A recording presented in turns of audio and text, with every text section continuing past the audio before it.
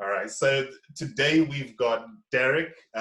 He's the founder of Ignite Growth, which is a marketing company, and he's kindly accepted to have this discussion, which is going to be aimed at marketing for dental associates, including what dental students can do in preparation for marketing what they do as dentists and just building their reputation.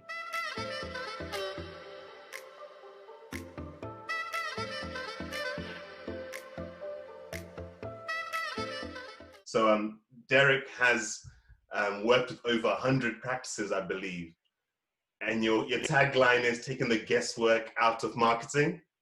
Yeah, absolutely. Yeah, that's. I guess that kind of became my tagline a little bit. Yeah. Yes. About 100 practices. I mean, I don't think we've ever worked with 100 practices at the same time, but over the course of what we've done through our courses and through the services we offer, definitely well over 100 practices. Yeah. And some associates. Is that within the UK or is it abroad as well? No, it's primarily within the UK. So we. I think we've had a couple in Ireland, but mostly within the UK. So England, Wales, and Scotland. Yeah, I don't know. I mean, it's just one of those things. I think the UK dental profession is very nuanced in how it works, and I think dentistry as an industry, as a profession generally, is very nuanced. Yes. But the UK industry is very nuanced insofar that we have the whole dynamic with NHS versus private and all that kind of stuff going on. Yeah. So to be honest, there's a lot of dental practices in the UK. We barely scratched the surface. So there's plenty of work for us to do. So we haven't really found the need to branch out. Yeah, we've kind of carved out a little niche of our own here.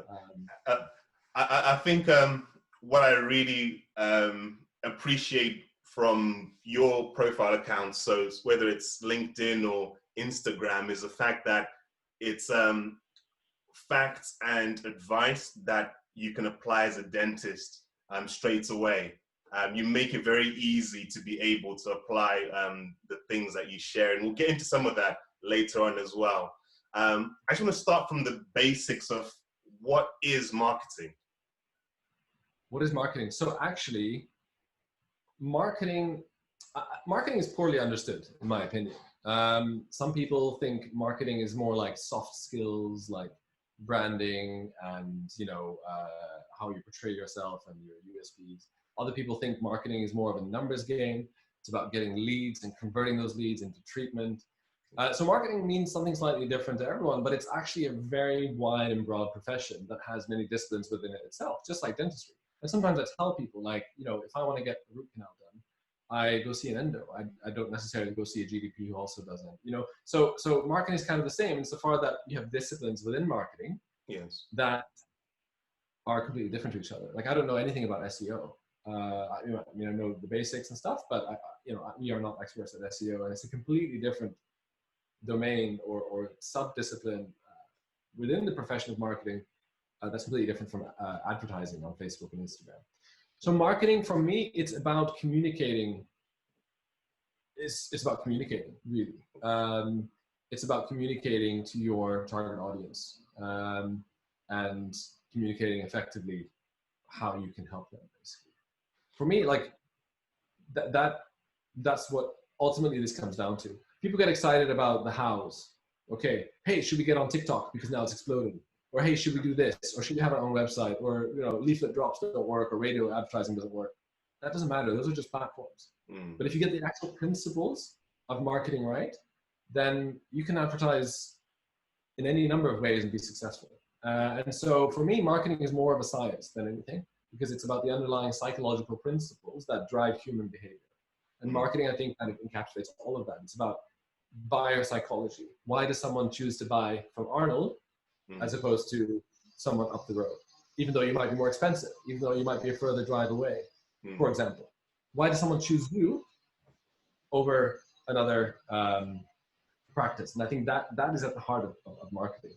So as you're saying that, as dentists, we're trained to be communicators, whether it's in dental school or even as we're progressing as dentists. And the one thing I would say is we're probably not that familiar with communicating on an online platform.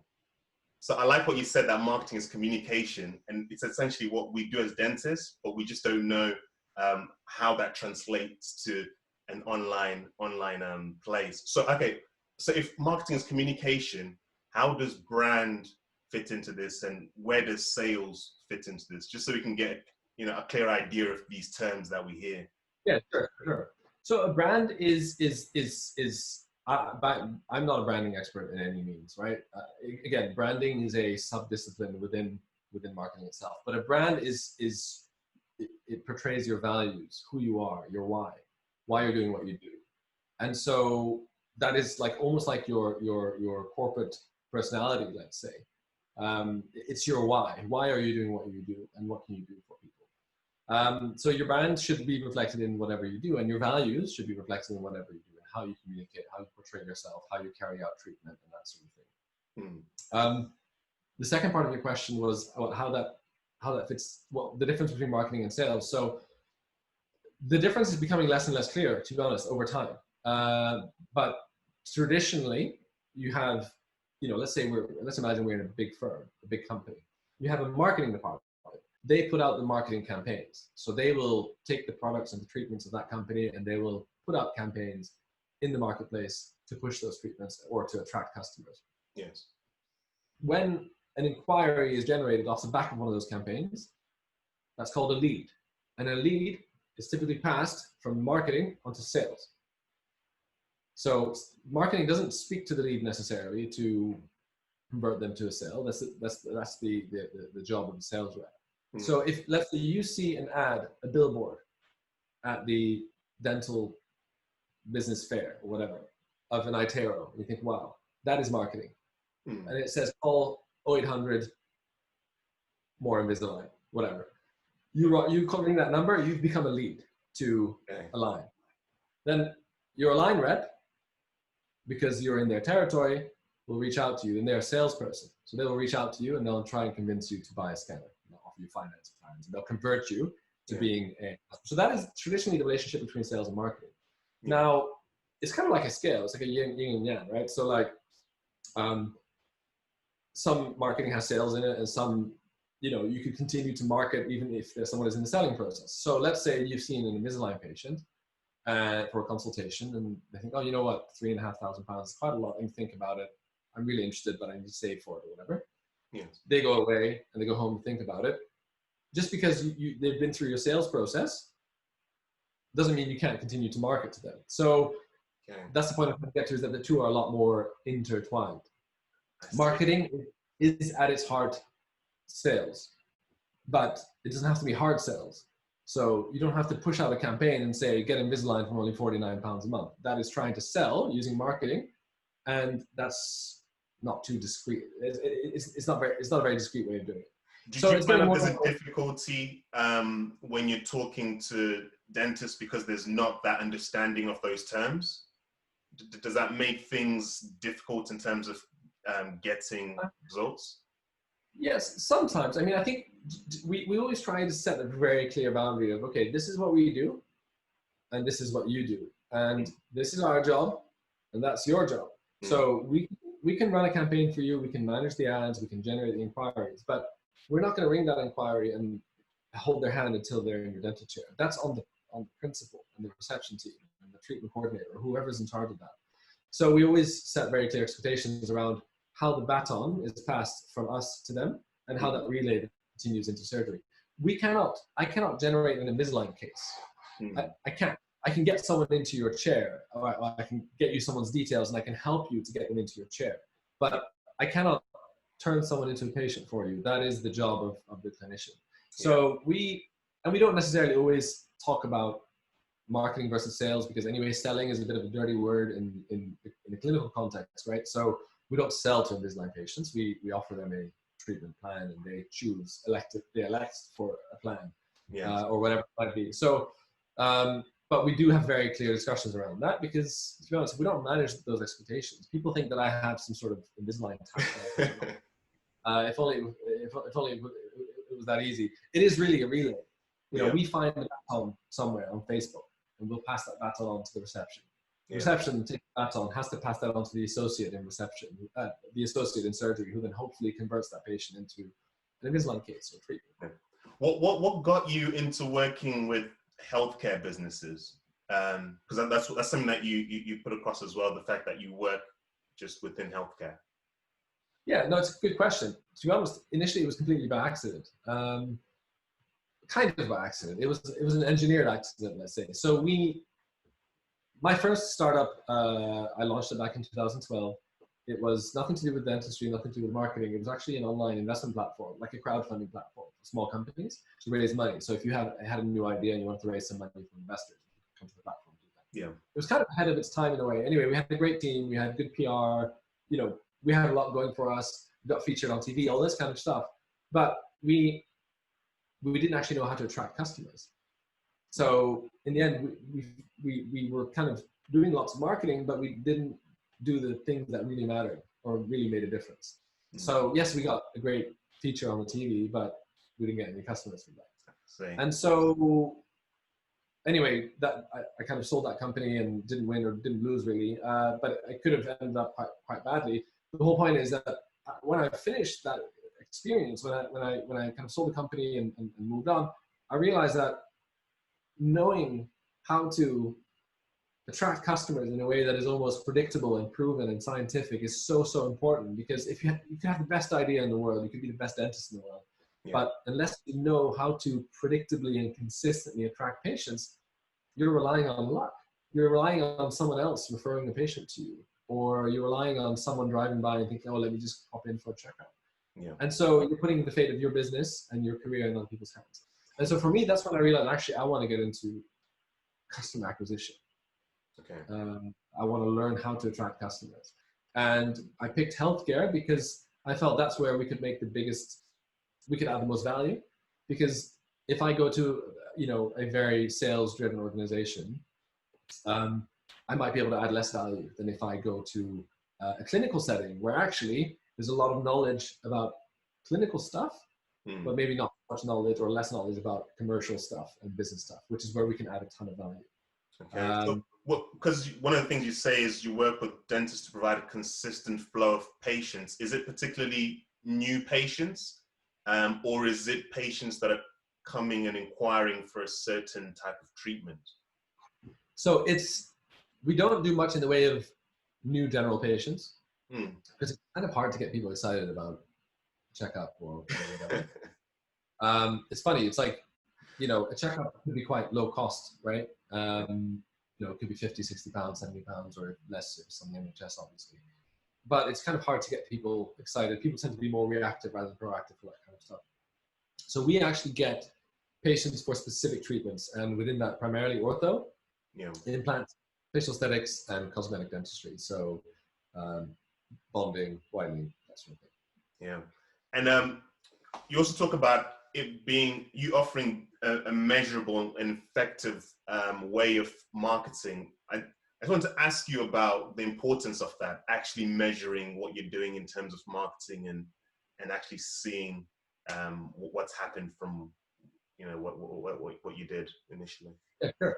So, I think a lot of marketing is, this is again why I think sometimes marketing is misunderstood, because with a lot of types of marketing, it's kind of intangible, right? Like if you run a campaign saying Penwortham Dental on the motorway, unless there's kind of clear way to track or measure that, like a unique phone number or a unique website address that people can visit or something like that, or a discount code that someone can come in and apply, it's very hard to measure the result of that. And then, I might be able to say to you, but you know what? Your brand is on the motorway. Everyone's going to see your brand. Yeah. Brand is nice. It's nice. Facebook likes are nice and Instagram followers are nice, but they don't pay your overheads. They don't pay your indemnity insurance. They don't pay your BDC bill. They don't pay for your, getting all your compliance sorted out or your lab bills or whatever else. So measuring is really important, because only for so long our small business is going to put up with that statement, like, oh, we're creating brand awareness in the area. Unless that is converting into treatment and it's tangible, then it's guesswork, and that's the whole point around taking the guesswork out of marketing. Because if you're running a radio ad and you're running Facebook ad and you're running newspaper ads and whatever else, Yeah. you're doing kids fairs or you're going to teach at schools or whatever, unless you actually know which, you might see a general uptick. So yeah, you know what, we're getting a lot of new patients, a lot of new inquiries, great. But unless you actually know which one of those channels are moving the needle, then how are you going to reinvest those profits? And so, what goes into measuring then? So what specifically are you looking at when you're measuring? So quite simply, money in and money out. I mean, to put it very crudely. So if we're spending £1,000 on an Invisalign campaign, and I keep using Invisalign because I know you're an Invisalign provider, and I love Invisalign. I'm not wearing them now. I never wear them. I have Invisalign too, and so I think I'm hitting 22 hours a month at the moment, maybe if I'm lucky. So what goes into measuring? Well, money in, money out, really. So if we're spending £1,000 on Invisalign in a month, we want to know exactly what we're getting for that. And so we want to be able to measure, okay, how many inquiries did we get? If the goal is to get inquiries, we want to figure out, okay, how many inquiries did we get? We spent £1,000 on Facebook and Instagram ads. How many inquiries did we get, first of all? How are you separating that from the inquiries that somebody would organically get month to month? So usually we try to set up campaigns in such a way that it's isolated from the rest of organic activities. So if we're, let's say, running an ad, and that's why we don't tend to send people from Facebook campaigns to someone's website, because if we're just sending them to your website, then we don't know. It's exactly what you said. Maybe someone referred a friend to your website, maybe someone searched on Google and got there, maybe it's an existing patient who's inquiring, we don't know.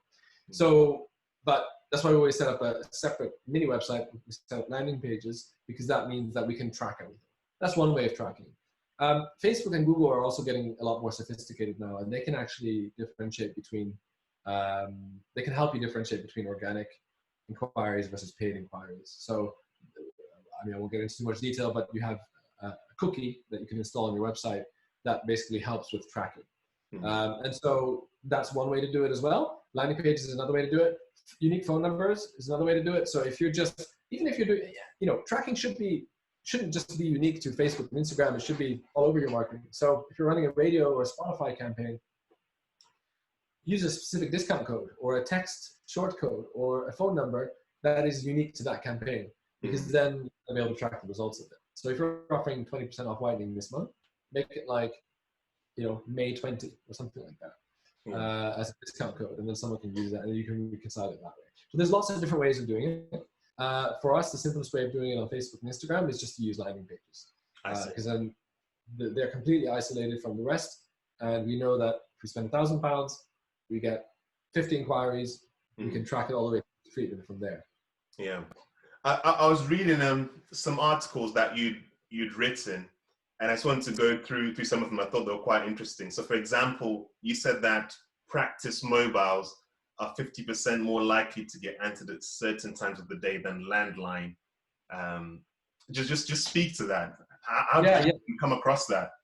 It's crazy, right? So, well, basically, a huge part of our job as marketers is to bridge the gap that I talked about earlier, where yes, we can generate a lead and an inquiry. So, we can get you a name and a phone number and an email address of someone who's inquired about Invisalign and wants a consultation.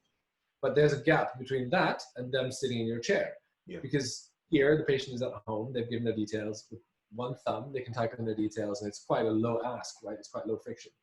And so to get them to then get into their car, drive for 30 minutes, struggle with parking, come into your waiting room, it could be quite a clinical setting. A lot of people don't like that. Fill in a medical history, then come into your surgery and spend half an hour talking to you about potentially spending £3,000 or £4,000 with you. That's a huge jump from there to there. Yes. And so a lot of time we spend is on that part of the journey, because and trying to demystify that, because unless we can help practices get that part right, most of our campaigns won't be successful, because most practices are used to inquiries from their website, existing patients taking up private treatment, recalls, referrals from other clinicians, word of mouth. Now, all those sources of patients, that is the status quo. They are all near enough being ready to buy. Someone isn't going to reach out to you for Invisalign through a friend unless they're kind of sure they want to, have a consult with you, and they're more or less likely to go ahead. Yes. And so with Facebook and Instagram ads, it can sometimes be different. You can catch people that are earlier in the cycle. They've heard a lot about Invisalign. They've seen some influencers having it. They want to learn more, but they're not quite ready to commit yet. So bridging that gap for us is huge.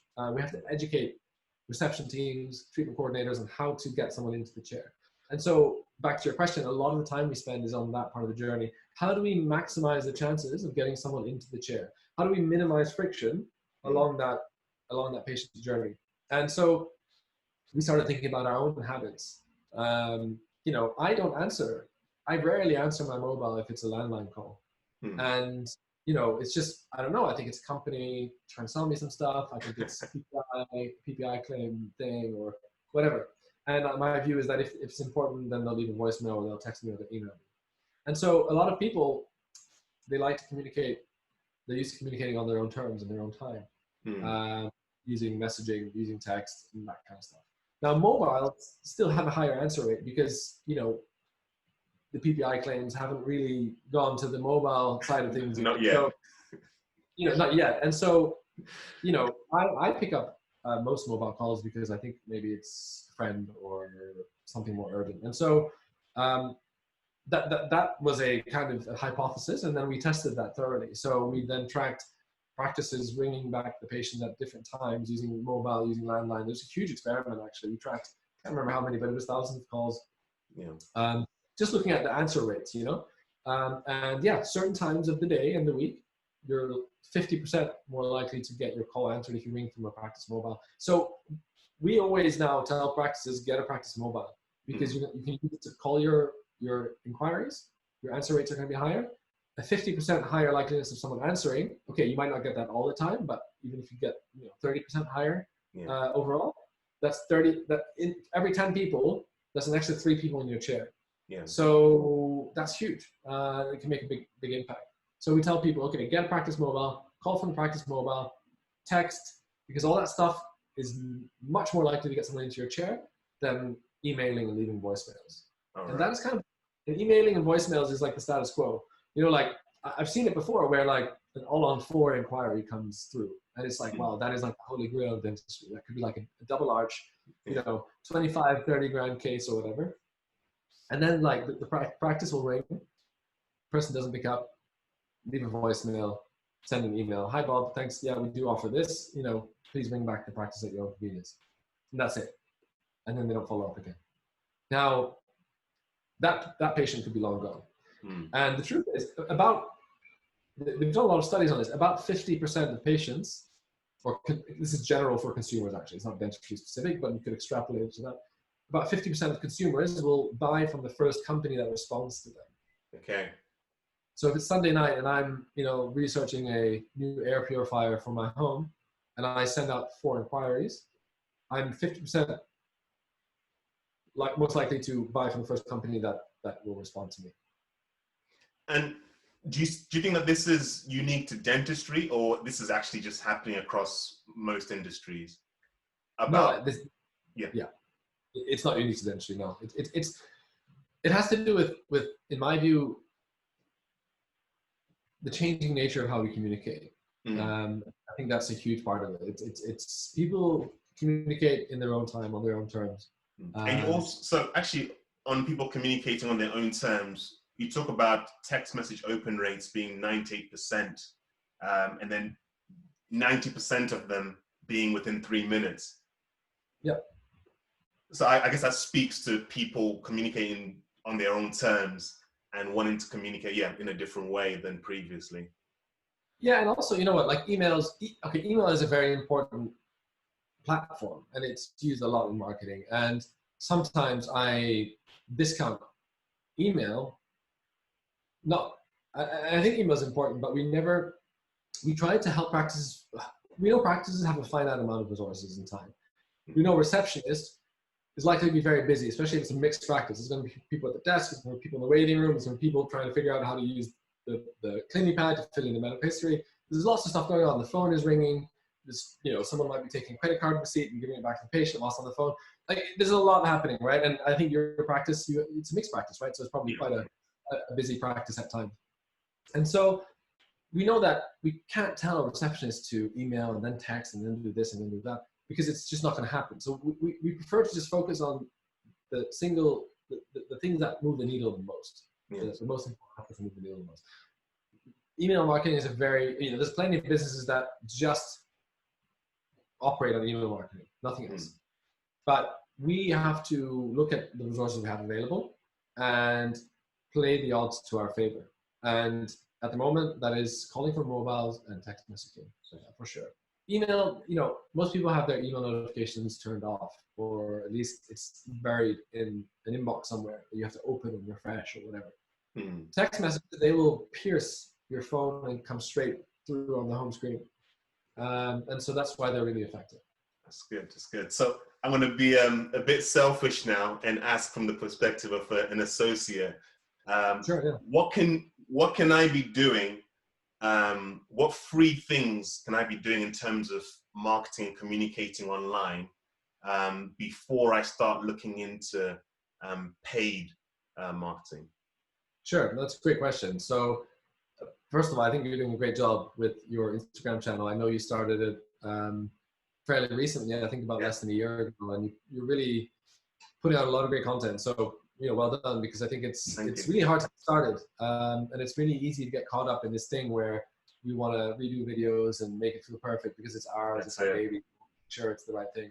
But sometimes the important thing is just getting started. So that would be my first advice to anyone, is just get started, because there's this kind of saying that imperfect action beats perfect inaction every time. So I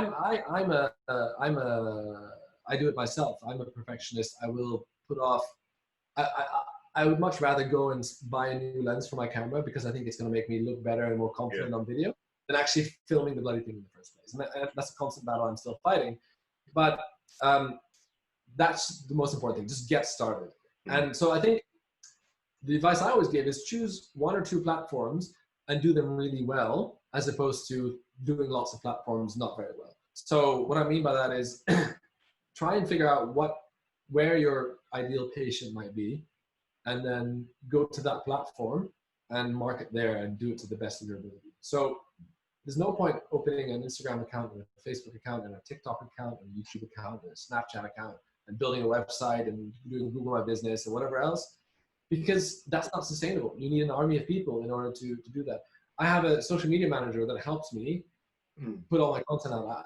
I put out a reasonable amount of content. I can't do it all myself and run a business and be with my family. So very quickly, it can become very overwhelming if you spread yourself too thin. So the most important thing is think about who your target patient audience is, right? So if you are an implant guy, chances are you might not find that many patients on Instagram. Facebook is probably better suited to you. If you want to try and work more with patients who have insurance plans and stuff, then maybe LinkedIn is a better option because you can come at them from like a business B2B marketing point of view. If you do a lot of cosmetic work, Instagram is great because it's a very visual platform. It's a very aesthetically focused platform. How about if, let's say you're a newly qualified associate and you've just used social media for personal reasons. How do you know what sort of platform is going to work best for you? And do you make a new separate account, or do you use your personal account as your dental? It's a good question. So I think if someone is very early on in their career, sometimes it's hard to know exactly where to go and where to put the efforts, because we develop those ambitions and goals and that clarity with experience, right? So, if someone comes fresh out of university, newly qualified, maybe they don't even want to do any marketing. Maybe they just want to get some experience. They want to, does VT come straight after qualifying? Is VT part foundation year, 1 year, and then you become an associate. Yeah.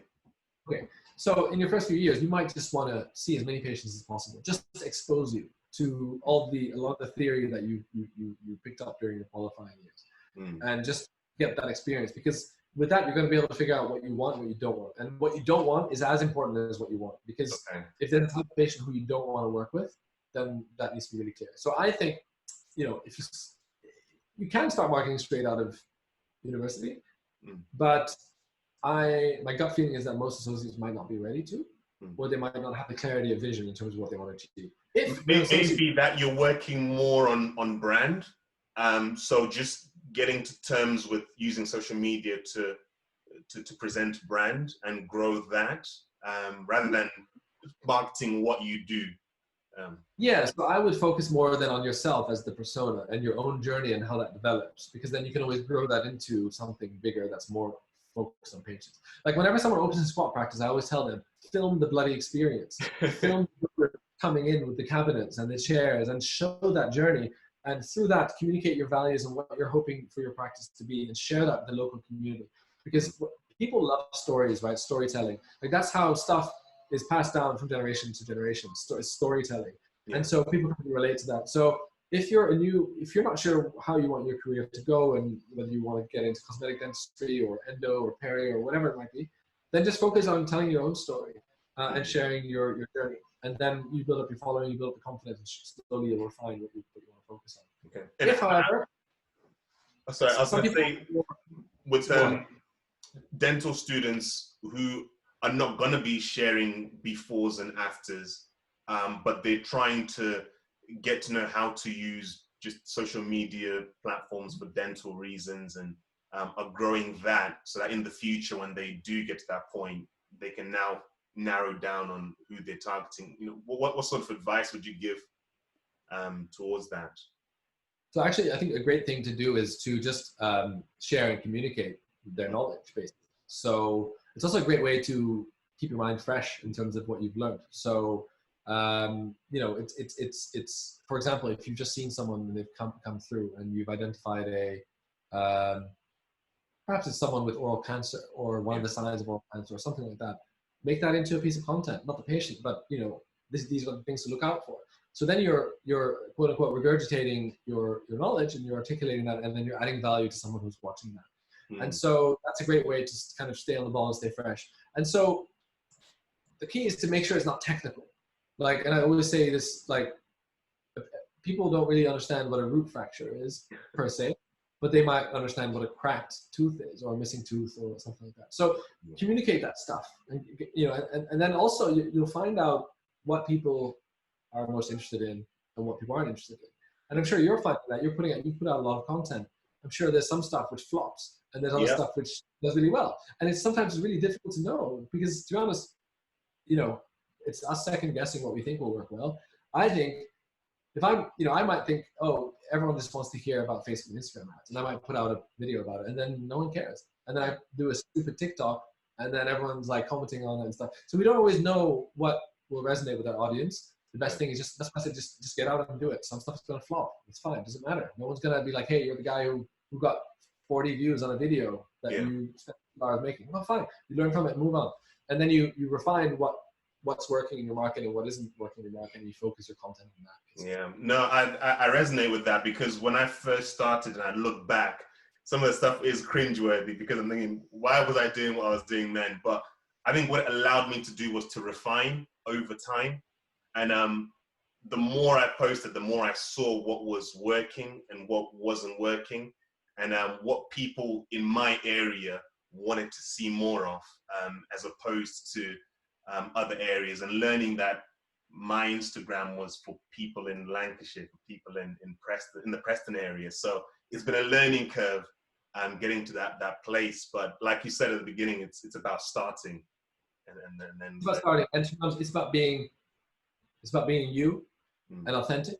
Because if we try to portray ourselves as someone who we're not, if we try to, you know, you're a really nice, down-to-earth guy, if you try to aspire to be like an Instagram star who has a certain persona, which might be them, and that might be genuinely them, but if you try and emulate that, and if that's not you, it may not be, you are an Instagram star anyway, but you know, then that's gonna show, right? And that's gonna, people buy into authenticity.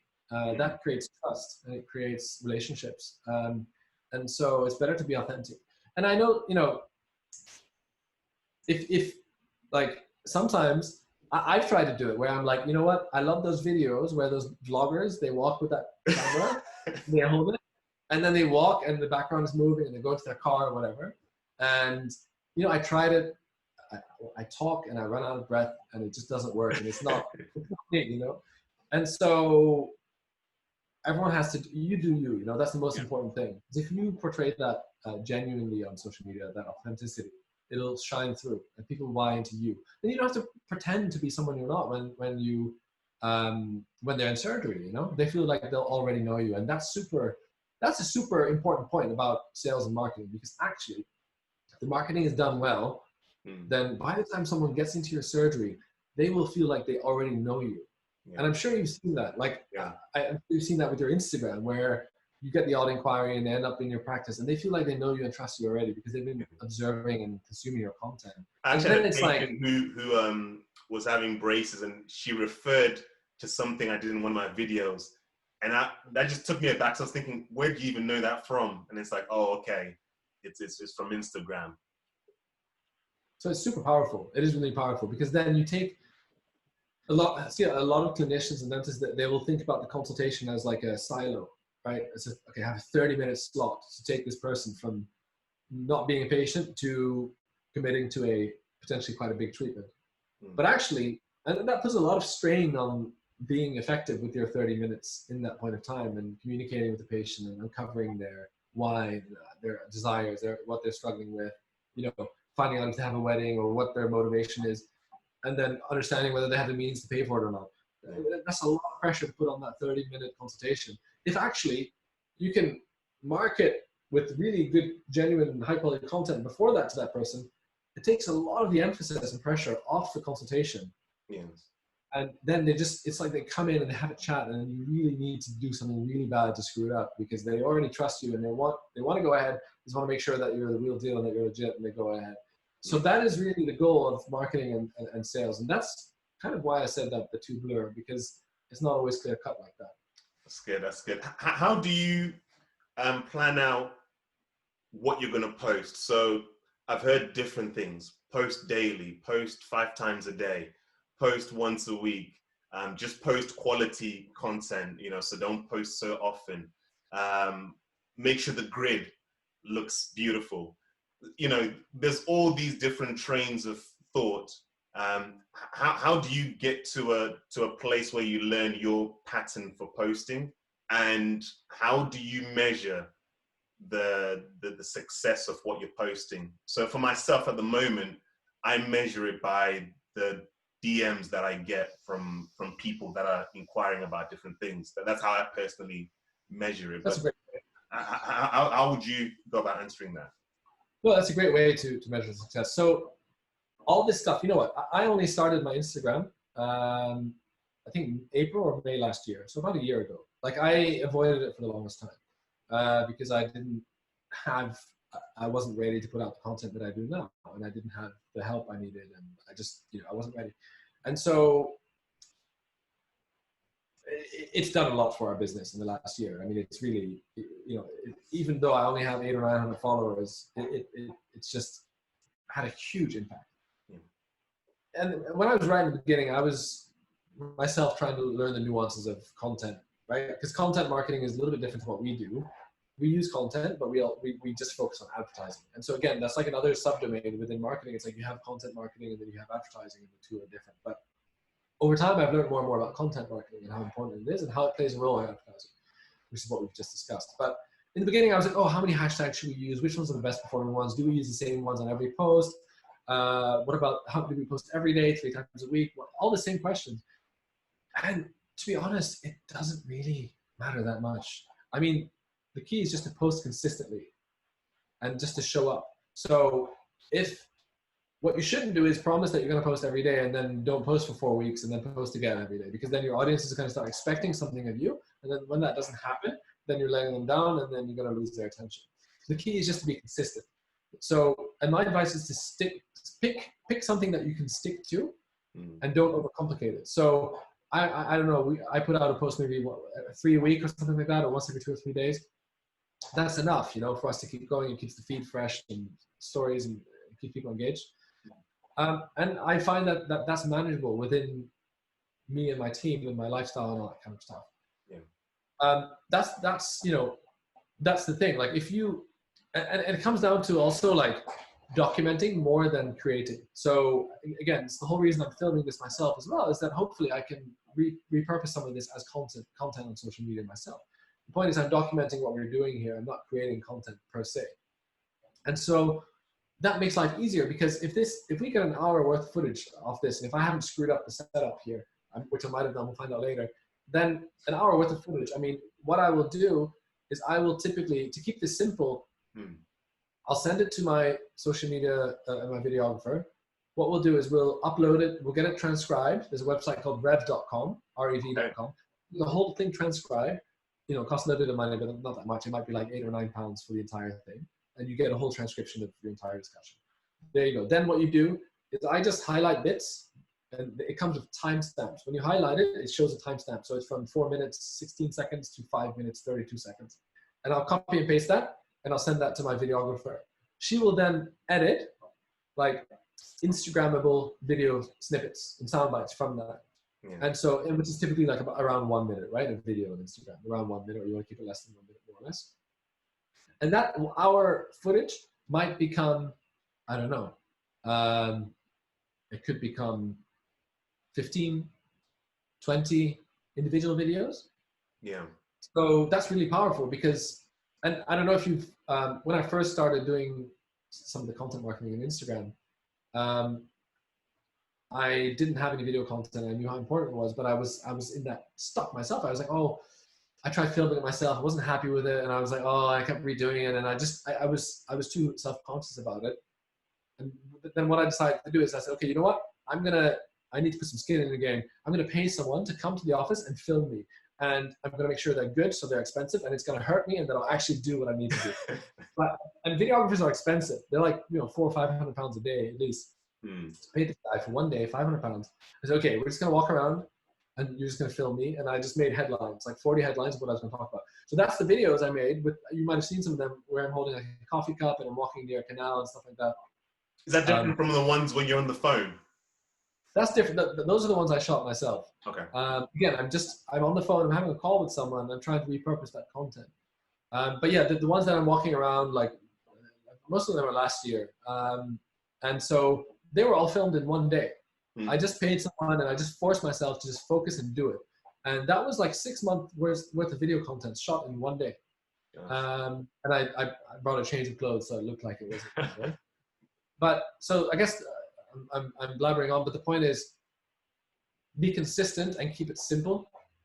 Don't try to create a Spielberg production every week, because it's just not going to happen, and then you're going to put it off and it's never going to happen. And I know dental professionals can be perfectionists, because you guys are scientists and artists all in one. You are craftsmen, you know? And so I get this analysis paralysis as well. I try to just make stuff perfect, and there's no point. The key is just to have momentum and keep going. Exactly what you're doing. And you look back, yeah. I actually took that advice, because I think you put it out in a post some time ago about repurposing content and splitting up patient testimonials, for example. That's one I think I talked to you about. I was able to make 3 videos from the one video that a patient kindly did for me. What other missed opportunities are there to get content through documenting that us as clinicians can take advantage of outside of patient consultations or visits? Yeah, no, good question. So patient testimonials is one obvious one, right? And like you said, that could be one video, 1 minute long with the patient talking. It could be little quote cards. So that in itself could be 5, 6, 7, 8 pieces of content. And you don't have to put it all, just because you use a patient testimonial once in May, doesn't mean you can't use that testimonial again in September. If people have seen it, they'll scroll past, and if they haven't seen it, they'll watch it. So, it's not like you do it once and you forget. You can repurpose all of that. You can film yourself. So you're quite confident and comfortable talking to the camera. Some people find it more awkward. So for me, it's easier to talk to you and film myself talking to you, because for me, it's more natural than talking to the camera, which is why I sometimes record those calls, even though it kind of looks silly. It's just more natural. And so, you can record a consultation, but just you, for example.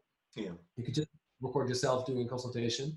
You could do a consultation on your nurse or on a family member, someone who you're comfortable talking to and who doesn't mind you filming, even if they're in it or whatever, and you can take that. And then again, you can do the same thing. So the purpose of that to capture reasons people might have for wanting a certain treatment? Is that what you want to achieve by capturing those moments? Absolutely, yeah. So you could, what I would, if you're looking for content specifically to film, you could look at the FAQs of a specific treatment. So what is Invisalign? How does it work? How long does it take? Does it hurt? How much does it cost? You know, Invisalign versus metal braces. Are they removable? How many hours a day should I wear them? You know, you could think in fact, there's a website called Answer the Public, I think it's called. And you can type in a keyword like Invisalign, and it'll spit out like 100 or 150 questions that are people, searching for right now. And so that's a great way to help you generate content. But in terms of capturing that, if you're happy to talk to the camera, talk to the camera. But if you want it to be more like a profile view and you're engaging with someone and you feel that's more natural, then get someone sitting in your chair and then just film yourself doing it. You know, a lot of dentists have DSLRs that they use to take pictures. And so it's really easy to film, you know, really high quality footage from those. Sometimes you can even plug it straight into your laptop. That's exactly what I'm doing here. I got a little dongle. In fact, I can even use this potentially to my Zoom. So I can have my Zoom calls with my DSLR instead of right. So it's a simple gadget. It's like 100 quid and Bob's your uncle. Yeah. So just document basically. Now that video, let's say you got a 30-minute consultation, Invisalign consultation, you could slice that into 1-minute segments of the most relevant bits. Then you could take that and you could take quotes from that. So let's say maybe you say something to the patient, you think, oh, actually, damn, that's good. I'm going to reuse that. So, you know, Invisalign is like, whatever. Let's say you come up with a really great analogy. Invisalign is like the smile you never had, or whatever. I don't know. Let's say you really like the quote or something you said. You just take that one sentence and you make that a quote card on Instagram. Yeah. Who said you can't quote yourself? So again, you have another piece of content. So it's really, and then you could also take the transcript of your video. You could send it to a writer and ask them to write it into a blog article. Writers are quite not that expensive. You can find a reasonably priced writer, get them to tart it up and write it into a nice article about, you know, 10 things you should know about Invisalign. And off you go, you put it on your website. So it's about repurposing, documenting and repurposing. That way you can keep it simple. And then you can post 1 time a week, 3 times a week, 5 times, whatever floats your boat, just do it consistently. That's good. How about, okay, so you're posting content, putting out content. How do you now focus your content on who your intended audience is? So you talk about the ideal patient persona, or some people know it as the avatar. So basically talking to the type of patients that you want to be working with and treating. So how do you even identify that? Yeah, it's a great question. So I think that's something that comes with experience, right? And that's a never ending lesson. So we have practices that we like to work with. We have other practices that aren't a great fit. And so we are constantly refining that and learning from that. So that I think comes with experience insofar that, you know, only if you've seen specific types of patients that you don't want to see will you know that you don't want to see them. Yeah. There could be people that are kind of saying, well, you know what, in Turkey, I could have done it for 600 pounds, including flights. And, well, you know, that might not be the kind of person you want to treat, especially if their expectations are very high.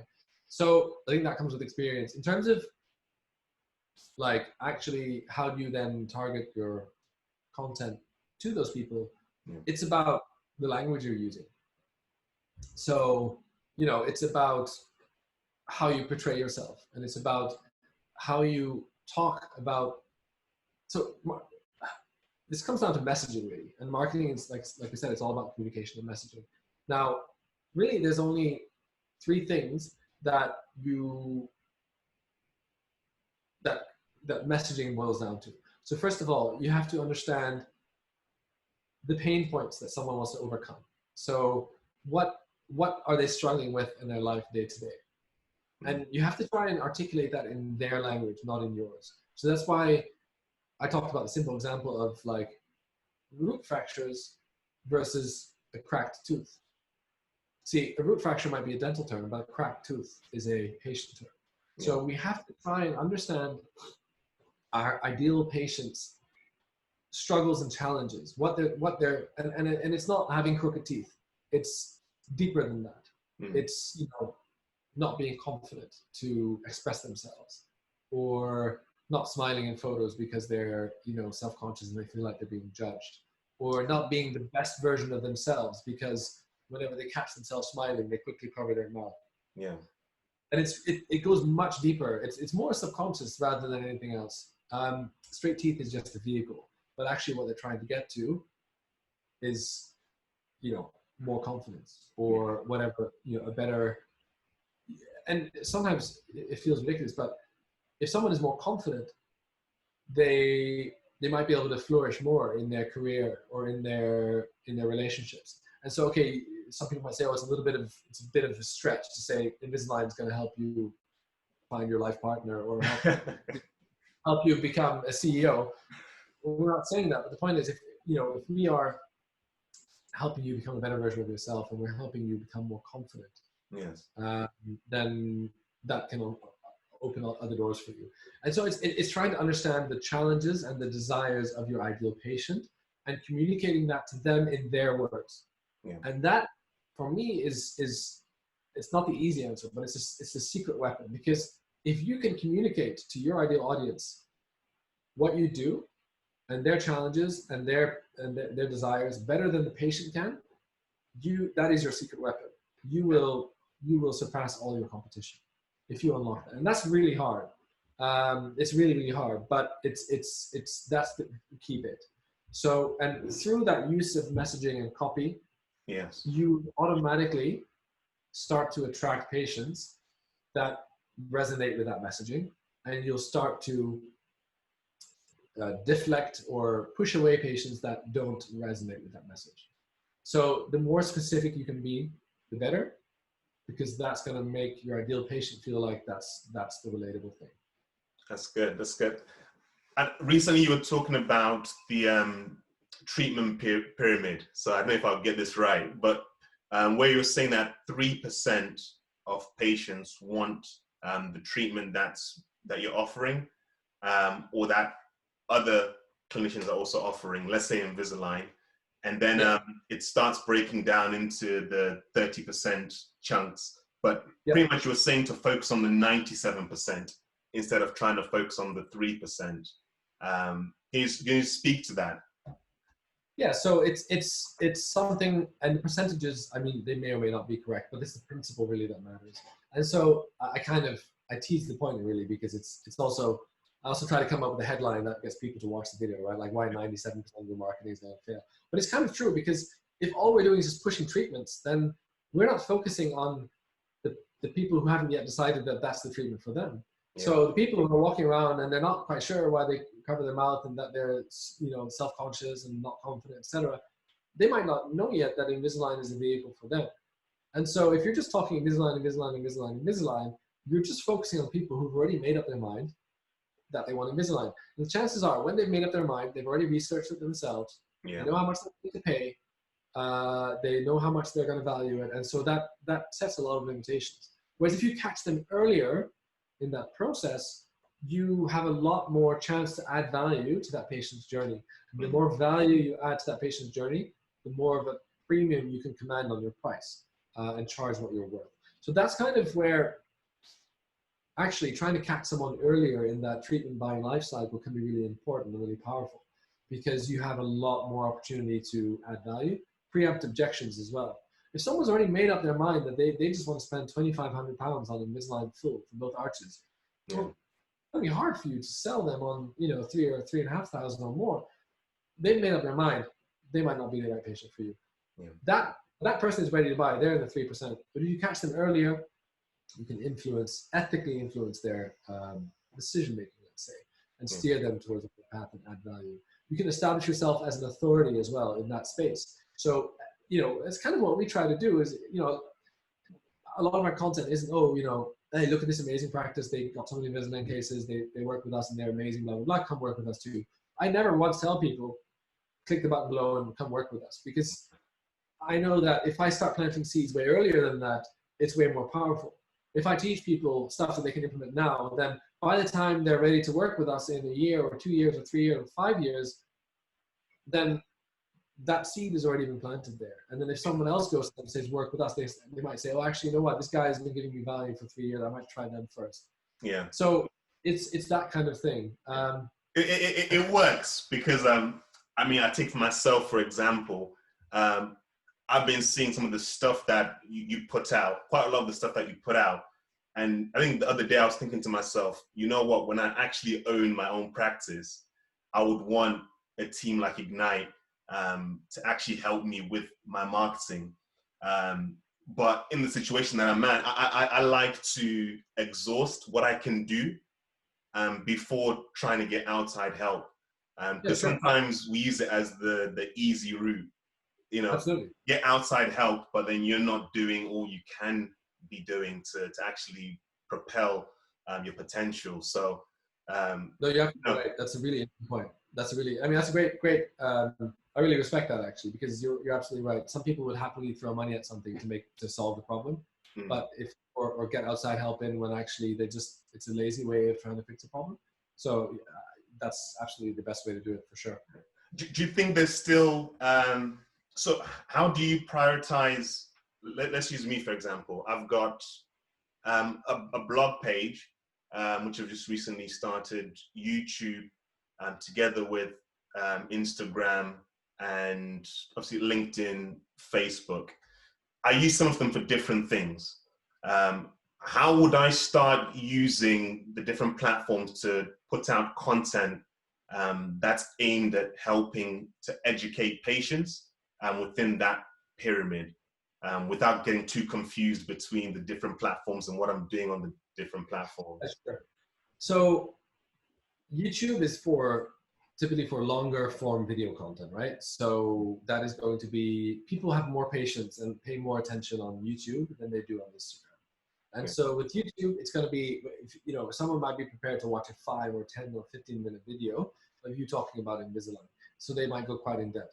So that in the context of someone buying Invisalign, they are going to be, when they're consuming content on YouTube, they're going to be further down the treatment buying cycle, because at the end of the day, YouTube is actually a search engine. Yeah. And so people will search for stuff. Like when you buy a gadget, right, or a new lens, you always look on YouTube like, oh, let me investigate this product, let me see the reviews, let me see it in action. So that is YouTube. YouTube is a search engine, just like Google. And so generally the purchase intent of people on YouTube is quite high. Instagram is a little bit more incidental. So, again, people aren't going to consume a 5-10 minute video really on Instagram. IGTV is there, but it hasn't really taken off. Because people are used to scrolling on Instagram. They're not used to clicking through. They're just used to scrolling. Until ads were introduced on Instagram, you couldn't even click through. In fact, you can't even add a URL in a comment, just in your bio, nowhere else. And so people scroll and consume, and maybe they engage a little bit here and there by liking or commenting. And so, 5 or 10 or 15-minute video is not really well placed on Instagram because the attention isn't there. So that's going to be your shorter bits. So that's going to be your 30 to 60 second clips that are taken from your 15-minute YouTube Invisalign consultation. Okay. Facebook, again, you can get away with a little bit longer on Facebook than on Instagram. And also there's more of a chance to interact on Facebook because people are used to clicking through. Yeah. A lot of people get their news through Facebook. They follow Business Insider or TechCrunch or whatever it is that they're interested in. And so with Facebook, you can put something else up, which is maybe 3 to 5 minutes. And it could be a link to your blog about the same topic, or it could be a link to your YouTube video if you want to see it in more detail. So you bring up an interesting point, because we always have to think about context. The context in which we're advertising to someone, and that's super important, because people say radio advertising doesn't work, for example, for dentistry. Oh, I've tried it, wasted lots of money, didn't get any patients from it. Well, it depends what you ask people to do. If someone is, if you're advertising on the radio and you say text teeth to 06680, well, they're probably going to be driving or at the gym. So unless they've heard your ad a million times, they're not going to text you. And so context is really important. And there's this example I always give as well, where like when you're at the petrol station, you're filling up your car, sometimes you see the ads on the nozzle of the fuel thing, right? Or it'll say like, call this number to advertise here. Now, you could put an offer there for a free scale and polish, right? That's a great offer. I mean, a free scale and polish, that's a bargain. I mean, amazing. Who wouldn't sign up for that? But if someone is in the car on the way to somewhere, they're busy, they're filling up their petrol tank, maybe they're running late, they're not going to come to your practice and get a scale polished. No, that's the last thing on their mind. However, if it said something about like get a 50% off an MOT or an oil change or a car wash, well, that's more contextual. You can smell the car, you can smell the petrol. It's a way more contextual situation to advertising. Yeah. So the same goes with these platforms. We always have to think in the context in which we're being seen. Yes. So again, you want to try and keep it simple so that you don't create a mini content industry for yourself. Yeah. But we have to be slightly different in how we do things. And to be honest, I don't do that well enough because a lot of the content I put out on Instagram, Facebook, and LinkedIn is the same. It's kind of because I'm being lazy. I think over time I'll probably refine that. But for now, I'm just, again, I don't want to spread myself too thin either. Yes. Yeah. So from what I'm getting, essentially you could have a long video talking about the benefits of straightening your teeth, patient experiences, what they've thought about it. You could write up an article as a blog about the benefits. You could also then take a little snippet of the YouTube video and put it on Instagram or a quote and put it on Instagram. So you're using that content, but you're putting it in context for the platform. Exactly. Okay. Exactly. LinkedIn, what do you think about LinkedIn and posting on LinkedIn? Because I feel like it's more acceptable to post videos and different types of content on LinkedIn nowadays, but it's still not an Instagram. People are in a different frame of mind. So LinkedIn is an interesting one. I post on LinkedIn, and I started doing it because the advice at the time out there from peers and marketing leaders and stuff was that Instagram, the reach you can get on Instagram is kind of underpriced insofar that it's still quite easy to get your content seen. Instagram now, I mean, if you try to build up an audience from scratch, as you know, on Instagram, it's really hard work. So we see these associates who have 15, 20, 25, 30,000 people following them. And, a lot of them are doing a great job. A lot of it was also due to timing. It's become harder and harder and harder as Facebook has adapted the algorithm. Why? Because they want people to advertise. It happened to Facebook 5 to 7 years ago. It's happening to Instagram now. It'll happen to TikTok and everything else in the future as and when these platforms monetize. We think of them as social media platforms, but they're actually advertising platforms. That's what they are. That's how they do. So LinkedIn, at the time when I started about a year ago on that, it was kind of, it was underpriced reach, and it was easy to get words seen.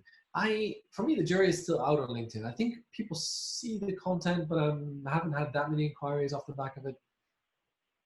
It's hard to say. I'm not sure. It depends on your audience as well. For me, it's really easy to target dentists on LinkedIn by virtue of the job, profession, and stuff. It might be harder for you to target your ideal patient. However, if you're in Penwortham, you could follow people who work at local businesses, or you can reach out to local businesses. So for outreach, LinkedIn is really powerful, and for B2B, it's very powerful. So you can reach out to local businesses and say, listen, I'm doing a special thing for the employees of local SMEs. We'd like to extend that offer to you guys and your employees. Let us know if you'd like us to come in and talk about that. And so that's a great way to build up those B2B relationships. For direct to patients, it might be a little harder. What simple things do you think dentists sometimes miss out on, which could make a big difference? So we've talked about capturing content, documenting. So there's a lot of low-hanging fruit there in terms of just capturing and documenting what you're doing already. That's going to be the easiest. Websites, I think the jury is kind of out on that. I mean, associates, a website is only any good if it gets found. And so I think there's no point having a website unless you make sure that people get to that website by making sure it ranks in Google. So I think a website could be a low-hanging fruit, especially if you're in a lower competition area. What you can do is you can get your website up and running. You do a bit of SEO on it. SEO, you can do some of it yourself, but it's also good to hire someone to help with that. And it doesn't have to be expensive, especially if you're an associate. You can keep it quite simple. And if you're not in a super competitive area, again, it's not going to be that hard to rank for specific keywords. Yeah. And then getting a Google My Business listing. So making sure that your website is linked to a business which is on the Google Maps listing. So Google Maps is getting more and more important. Mobile is getting more and more important. So that is a low-hanging fruit, definitely. I think another low-hanging fruit is, okay, a lot of associates might not be ready to advertise, but what you can certainly do is you can start selectively boosting some posts in your local area with a low budget. So that's actually kind of what we do. At the moment, we don't do much advertising to the dental profession itself. We do organic posts. What we do, however, is every post that I put out is also, I boost it with a very small ad budget. Now, normally I tell practices not to boost posts because sometimes they expect, oh, we're going to get a flurry of Invisalign patients for our open day. It doesn't work like that. However, boosting a post is a very subtle, low cost, low effort way to make sure that your post is seen by people. Just because reach, you might see some of my Instagram stuff, but you might not see all of it unless you go to my profile. And that's just the way the algorithm works, right? Because you follow a lot of other people, and so Facebook has to prioritize. So you might not see all of my content organically. However, if I put a little bit of budget behind that, boost it, I can boost that post to all of my followers and make sure that all of the 900 or whatever people who follow me see that post. And that's a low-hanging fruit insofar that if you're already creating content, putting a tiny bit of money behind each post, and it could be like £3 or £5 a day per post for 3 or 5 days. It just makes sure that your content is always getting seen by people who follow you, and also people, you could set it up so that it's people in your local area. So Penwortham, how many people live in Penwortham? Penwortham, it's a very small amount. Maybe about 20,000 or so. Not that many. Okay, cool. That's a great place to start because your practice or the one where you work is Penwortham Dental. Even Lancashire Smiles is a great brand because it's very location always sticks in people's mind if it's relevant to them. And so you can make sure your content is seen by those 20,000 people. Every 2 or 3 days, you put out a new piece of content that gets boosted, and they just see your stuff on the newsfeed. And it's not invasive because you're not there with the same message every day banging on the newsfeed. People might get pissed off and get irritated, but it's very subtle. You show up on Instagram, you show up on Facebook, you show up on YouTube, and there's a cognitive bias in human psychology, which is called the mere exposure effect. And basically that by virtue of our subconscious being exposed to something multiple times, we build an affinity towards that brand. And that's why, we reach for Ariel on the supermarket shelf as opposed to a lesser well-known brand. It's all conscious. And so by constantly being in front of people, you start building trust and a relationship with them in the background. That's good. That's good. I just wanted to get the exact numbers, 23,000. So. Okay, 20,000, got you.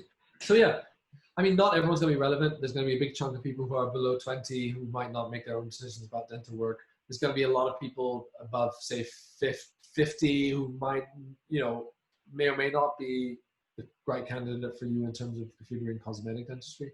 Of course, if you're doing implants, they would be more interesting. So you might be able to narrow that down to 10,000 people. And if you to show your ad to 10,000 people doesn't have to be expensive. So that's kind of our secret sauce, to be honest. Our workflow is as follows. We document and we capture as we've described. We get it transcribed. That becomes 10, 20 pieces of micro content that will get scheduled in over the next 2, 3, 4, 5 weeks. And then we have a tool that we use called Reveal, Reveal Bot, I think it's called, that automatically boosts every single one of my Facebook posts. £10 a day for 5 days to dentists in the UK. So the net effect of that is that dentists in the UK should hopefully, most of them, if my targeting is correct, see 3 to 4 pieces of content by me in a given week. It's always refreshing. And it's not going to be invasive because it's not the same thing. I'm not asking anyone to buy anything. I'm not asking them to sign up. I'm not asking them to watch the same stuff over and over again. It's new content every single day. What would you say is a good checklist to go through before a dentist is ready to really work with a marketer? Good checklist. Okay, make sure you're confident in your clinical skills, right? Like, you don't have to be the best person in the world in terms of what you do, but make sure you're confident in that. You know, that's really important, I think. And so I think the skills itself are less important than the confidence in being able to deliver those skills, because we can always keep improving our skills. I can always keep improving my marketing skills, but I just need to make sure that I can do the best possible job for the people that I'm working with. Yeah. And if I'm working with a dental practice, it may or may not require me to have a PhD in marketing, you know? And so, but it's about that confidence in being able to deliver that service and that experience. Yeah. So that's fun. I think understanding who you want to work with and who you don't want to work with, right? Having a really clear understanding of that and articulating that, that's super key. And making sure that you understand the process and the patient journey. You need to have your patient journey really well ironed out, and being able to track and measure all of that.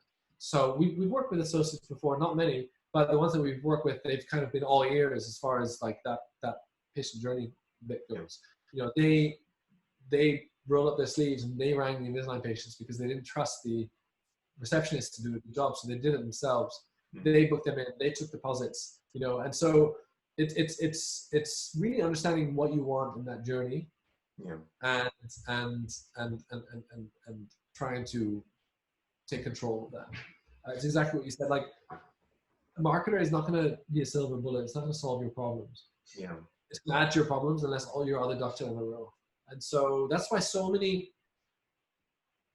marketing dental relationships fail and break down, because either the process isn't ironed out, the practice wasn't ready, maybe the marketer over-promised and under-delivered, maybe they didn't manage expectations right. I mean, I think when a new practice books in a call with us, I think I spend more time convincing them why they're not ready and why they shouldn't work with us than actually convincing them to work with us. Because if we set the expectations well from the beginning, we manage them well, then that's when we're best set up for success. And then even if it doesn't work out, you know, what we do doesn't work everywhere, doesn't work for everyone. It's not the right fit for everyone. But even then, if it doesn't work out, at least we've had a fair and honest conversation. We've given it a good shot, and then we part ways, and we both have a positive experience in the relationship, so to speak. And in the generation we live in, I've got some friends, some peers who are into marketing, and they're not dentists, but they're into marketing. What would you say to dentists who are trying to find a marketer or agency to work with? What are the things to look out for? It's a good question. So I think, so people, one of the most important things in marketing is knowing your audience. And so that's really important. And like I said in the beginning, I think the dental profession and the dental industry in the UK is very nuanced. And so, I don't know, I would recommend trying to find a marketer who has experience in helping medical professionals attract patients. Or at least someone who's going to invest a lot of time in understanding your target audience and how they work and their mindset. There's a lot of things that, for me, I think are very specific to UK dentistry. It's the presence of the NHS, for example. Like, we love the NHS in this country, right? Like, it's our pride, it's our greatest pride. But also, in the context of private dentistry, it can cause a lot of misunderstanding about the value of dentistry. It can create a sense of entitlement. Oh, why is a filling £70? Does it make sense? It creates a lot of a sense of entitlement. And unless a marketer understands those nuances and understands the difference between healthcare and selling, then it might not work out. So get someone who understands the nuances of the industry, or at least is willing to spend time with you to understand your audience and really get under the skin. That's really just through talking to them and seeing what their values are and what they think. Is that how you'd find that out? Absolutely, absolutely. Talking to them, asking them about their experience and how they see it working in dentistry, and how much interest they take in you. So, you know, they should work to see. One of the reasons we've kind of stayed largely within dentistry is because we understand the patient mindset, and so we can use that knowledge for different practices that we work for. Of course, there might be different nuances in Preston versus somewhere else, in Lancashire versus London, but we understand why someone might want to get Invisalign done, and that's why we're having it done ourselves as well. And so that is transferable knowledge. But if someone comes, if someone has worked for, I don't know, e-commerce businesses, Yeah. and then all of a sudden they work with you, then there's a huge learning curve. So that's really important. Get someone who understands how to generate inquiries and leads. So there's different kinds of marketing. A lot of dental marketing or local business marketing is generating inquiries for specific treatments and products. So again, someone who's done e-commerce and who's sold hats or t-shirts on Shopify or whatever, or eBay or whatever it might be, their marketing is completely different to lead generation. It's a different discipline in marketing altogether. Someone who knows how to market a Shopify store has nothing to do with lead generation. So get someone who understands, unless you want to sell, non-peroxide teeth whitening online, that they might not be the best fit for you. So that's the second point. And then and a lot of that comes down again into bridging that gap, right? And understanding how to get someone into the chair, because that science is so important. And actually, what's the lead? What do you do? And how do we make sure that the relays continue? Those are really key. Those are, I think, the key things really. All right. No, I think in terms of the questions I had, that's pretty much answered all of them plus some more. I don't know if there are any questions that you had, but actually, for my friends who are trying to get into marketing, what makes somebody a marketer? What is there a formal qualification? How do young marketers actually start to get the experience, and for people to take a chance on them? Like how does that work? Good question. So actually, it's kind of like a frustration in dentistry as well, that like dental practices have so many regulations. You have the CPC, GDC, all this stuff. You have to have dental insurance. You spend God knows how many years in university and stuff. To be honest, what makes a marketer, what doesn't make a marketer, it's not really, I don't think there's a formal line that means someone is a marketer or not. There's so many different disciplines. And so a lot of people have had bad experiences working with marketing firms because anyone can set up a marketing firm, and they don't necessarily have to have much experience. Now, I'm all for, we started somewhere, I started somewhere. I was not a marketer before I became a marketer, and I had to start somewhere.